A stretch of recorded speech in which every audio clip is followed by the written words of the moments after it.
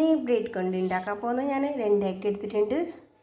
ഇതിലേക്ക് സവാള, tomato and പച്ചമുളക് പിന്നെ കുറച്ച് ഉപ്പിട്ടിട്ട് ഒന്ന് ഇളക്കി കൊടുക്കണം.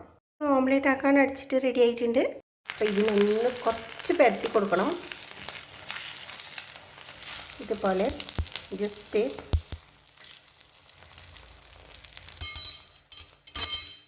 അതിനുശേഷം ഒരു ഇട്ടിട്ട് ഒന്ന് മറിച്ച് കൊടുത്തിട്ടില്ലേ ഇതുപോലെ. ശേഷം ഒന്ന് സ്ലൈസ് ചീസ് ഒന്ന് ഇട്ടിട്ട് കൊടുത്തിട്ട് ഇതുപോലെ ഒന്ന് ഫില്ലിംഗ് ആക്കി കൊടുക്കാം.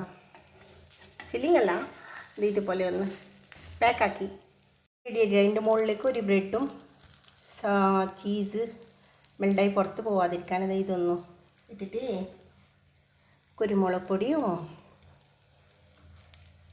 ചില്ലി ഫ്ലേക്സും ഒന്നിട്ടിട്ട് മറിച്ച് കൊടുക്കാം. അപ്പം ഇതുപോലെ നല്ല റെഡി ആയിട്ടുണ്ട്, നോക്കൂ. അപ്പം ഞാനിത് കട്ടാക്കിയിട്ട് കൊടുത്തിട്ടുണ്ട്. നല്ല ചീസിയും.